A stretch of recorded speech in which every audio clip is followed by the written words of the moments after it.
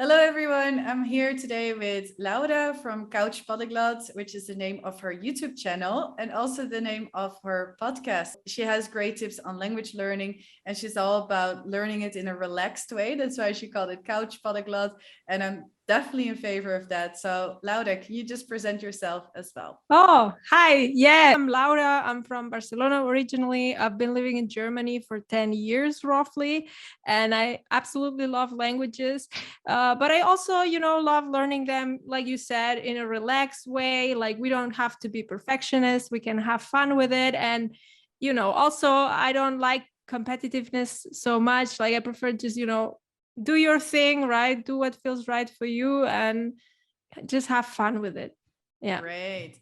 But the interesting thing is that even though, or maybe because of that approach and that mindset, you're able to speak several languages. So it's not like, okay, we're either relaxed and don't speak any languages, or we're perfectionists and speak all of them. So that's really interesting that we can definitely achieve that. Now, first of all, which languages do you actually speak? And the follow-up question is, why should we actually learn so many languages? Like Oh. what's the reason? Because a lot of people that I talk to, when I say, yeah, I speak several languages, they're like, why? Like English is Yeah. enough. So tell me, what's your story? I've had the same experience. Well, I grew up with Catalan at home and Spanish because I lived in Barcelona, right? So I grew up bilingual, you could say. And then I discovered that I like English, but it was actually through music, films. Like I didn't really know I liked English. It was more a way to, get to know those films, get to know that music, right? So it was a tool I needed to know the world in another way. And in a way, this hasn't changed. Like I'm not a big fan of grammar, but I just approach languages and I want to understand, I want to communicate, and I want to get to know, like, music in French, music in Italian, films in Russian, things like that. So that's how I go about it. But just to answer your question, so I think English I learned it at school, I would say, but the most I learned was through things I like reading Harry Potter books. And then at some point I started learning French at school as well. But then, yeah, what I love the most about French is music. I like listening to songs and kind of singing along when I'm alone, not in front of anyone, but that's fun for me, or, watching movies in French. Then at some point, I learned German. I was learning it at a school, like Escuela Oficial de Idiomas, Escuela Oficial de Idiomas in Barcelona. That was a great school, for instance, and I really liked it. It was a lot about communication, not so much like it used to be when we went to school, where it was very theoretical and kind of boring and always the same. But at that language school, we were really focused on communicating. So I really liked that. So when I arrived to Germany, I already had like a B2. And then I was just talking to people, finding out about music, watching movies, things like that. And basically living in Germany. So you automatically, if you already have a relatively high level, you just learn it by using it daily, basically. So then what else happened? At some point, I also started learning Russian. And yeah, I've been learning Russian offline and online. I started with a teacher at a library, very classical way, but it was very, very theoretical, very grammar based. And I struggled, to be honest. And then at some point I discovered italki and started learning it there. And I like that because it's very personalized, like we do what I say. It sounds a little bit, I don't know, authoritarian, but like I want to learn the language to be able to speak it. And yeah, we should focus on grammar maybe 10% of the time. That's fine, or 15%, but it should all be about communicating. And finding a course like that is difficult, I think. So it's better to kind of create your own course with a tutor. Like that's my experience. And then what else happened? During the pandemic, I was really anxious because I'm a very outgoing and extrovert person. So I needed a new hobby. So I started my YouTube channel and I started learning Italian just through watching videos. So I didn't have any classes at all. And it helped. Well, it was really easy because I already spoke for 3 different Romance languages. And 1 year ago, more or less, a little less, I started learning Swedish. And yeah, your question, why? The short answer is why not? I'm having fun with it. It's a lot of fun for me. Why I started Swedish was because I have a couple of friends in Sweden, and I always felt really curious about that language for no reason, really. It just sounds so nice. And when people ask me, I'm like, well, I'm not judging them, but I'm thinking, well, you choose to watch soccer every weekend, and I couldn't care less about soccer. So I choose to learn Swedish. So I could also say watching soccer is useless, which I don't say, but I'm like, well, you have your hobbies, I have mine, Great. And yeah. Great. I really love your answer which is really similar to my answer, or like that I would give if people ask me like why I learn languages. Is 2 reasons, basically the same as yours. One is because it's actually a lot of fun to be in touch with other cultures and to learn about the world and to be like, oh, this is how people think in a certain place, or this is what they watch in a certain place, what they listen to. But secondly, also communication, where it's really like it can change your life because you're able to communicate with more people, whether it is for work, for a living, or just to have friends. Like I remember being with a group of French people and they switched to French and I was able to continue the conversation. And those are opportunities that you wouldn't get otherwise. So I completely agree that it's not the traditional way that we think of like, oh, learning languages is just wordless. No, it's actually a lot of fun, or it could be a lot of fun depending on your learning style. And also you can use it, which is a lot of fun. So awesome. Now I have a really important question, which is, a lot of people think that they don't have the language gene. Okay, they don't have the language gift. And that's probably because it didn't work out for them at school with languages, because there were a lot of language like word lists or literature and stuff like that, or they were traumatized when they had to do an oral exam or whatever. So even I was actually good at languages at school, but I didn't know how to speak. So I still felt like I learned nothing. So my question is, do you think it's possible for people to get good at languages, to get fluent at foreign languages, studying by themselves, even if they weren't good at them at school? I do think it's possible. For instance, I don't know if you know him. There's this guy who teaches Italian, Alberto from Italiano Automatico. I was very much inspired by him. And he actually talks about the fact that he was terrible at school in English. So he couldn't even communicate. And I think the problem is that we take a method at school and we say, like, we unconsciously think this is the only way to learn languages. And if I didn't learn them through this method, I am not good at them and I will never learn them. And you could apply this to any subject, really. Like I had a really great math teacher and I was good at math. But then when we changed teacher, I was bad at it at once, So the teacher can influence, the method can influence. So just because you didn't learn it in that moment of time, you were maybe also, I don't know, you were a teenager, you had other priorities, and maybe the method wasn't the best. Yeah. So I don't think you should take that failure and say, I'm not good at languages, I'm never going to learn them. I have a friend, for instance, who was struggling with English. And then as an adult, she really wanted to learn French.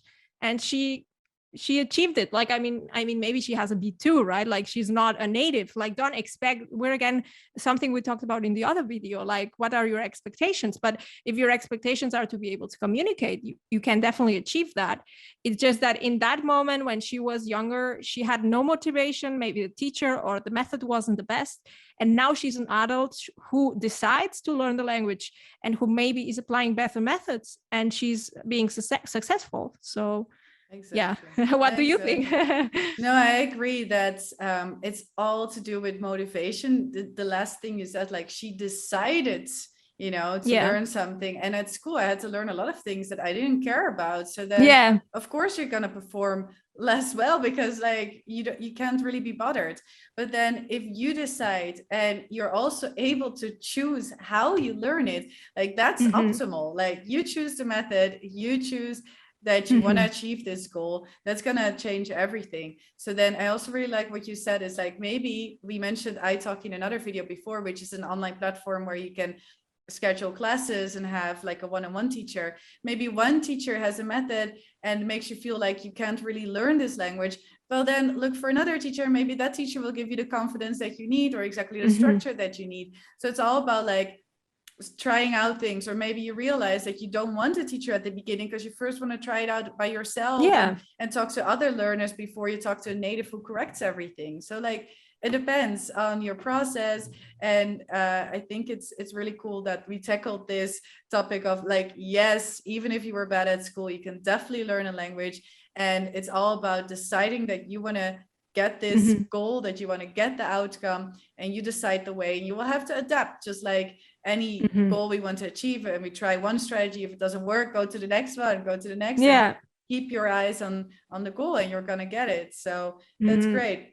The next question is, what is something that every language learner should know? So what are some of the key strategies or mindset tips or whatever that every language learner should know, and especially those that are actually struggling to learn a language? What do you think they might need to change in their approach? Well, one thing they might need to change is their mindset, I think, like wanting to achieve, let's say, a huge level in 2 weeks. It's not realistic, right? But if you are consistent and you have a daily routine, even if it's just 10 minutes every day, imagine what you could achieve after a year. And that's actually what I did with Italian. I had this one rule. I have to watch a video every day. 10 minutes is minimum. If I feel like it, I'll do more.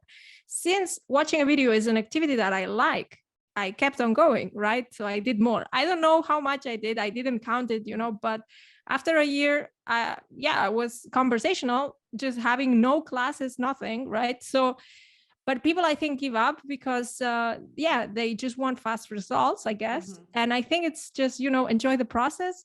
Also, I really love self-development books. So I've been reading a lot about things like, the Pareto principle. I think it's called the 80-20 principle as well. So if you do the right things, then maybe you put 20% of the time and you get 80% of the output. And what are the right things? This depends on you. Like, what do you like? Like some people, learn a lot by reading. For them, it's awesome. And I am more like the auditive type. And, people sometimes say, hey, you say that grammar is useless. I don't say that. It's just, I don't like it. But some people love grammar and they will learn languages by reading about the grammar. I think it's possible. It's just not everyone, right? So just do something you like, at least 10 minutes a day. That would be my tip, so that you have a daily routine. And even on your bad days, you will be doing that. Like, that's what I did last year with Russian. I wanted to bring Russian to the next level. So I said, I'm going to read my first book in Russian. This was a big goal for me. But it was a book with over 300 pages. And I thought, reading this book is really a huge thing. It's impossible. But reading 1 page a day is possible. And I actually did it. Yeah. And that's, small steps bring you to big achievements. For me, that was a big achievement anyway. Great. That's so inspiring. Yeah. Also, like all the tips you put in those few minutes. People should watch it again and listen again. No, I think it's really interesting. I personally am a little bit allergic to the word consistency and doing something every day, because I'm like really a multi-passionate. But I understand your approach, which is really combining it with something you like. Yeah. And I actually did that for Spanish. When I started learning Spanish, I did something every day and it just became automatic because I loved it. And I actually also do the same with Portuguese. So it's just, if someone tells me I have to do that, I don't like it. But if I like a language, I get obsessed with it, and I do a little bit every single day because I want to hear it, I want to read it, I want to speak it. So then I do like your approach. And it's also really like, don't pressure yourself and be like, okay, what is something fun I can do every single day? So, and also like, take your time. Don't expect to see results every single time you sit down. And the one thing I want every language learner to know is basically about pronunciation. So it's very often that we bring our own sounds, like the sounds of our native language, into a new language. And we think that every word that's written in a similar way to our language should be pronounced a certain way. But my tip is always to analyze how words are written and to kind of like realize that certain letters sound differently in certain languages. Yeah. And that we need to be aware of that, because I remember when I learned French at school, I didn't know how to pronounce anything. And so I learned all these words, but I was afraid to use them because I didn't know how to pronounce them. And I tried it when I was 14 and I was in France, just talking to an electrician who was repairing something in our vacation cabin. And I was like, oh, you know, this is it. But he didn't understand me because he was like, what the hell are you saying? So based on that experience, I realized that pronunciation is important, and it's actually not that difficult if we analyze it and we see, okay, apparently ENT at the end of a French word sounds like ment, you know, like MENT, ment, and not ment. Because if you pronounce it like ment, no one's going to understand you. So that's like the thing language learners should know, combined with Laura's tips. I completely agree.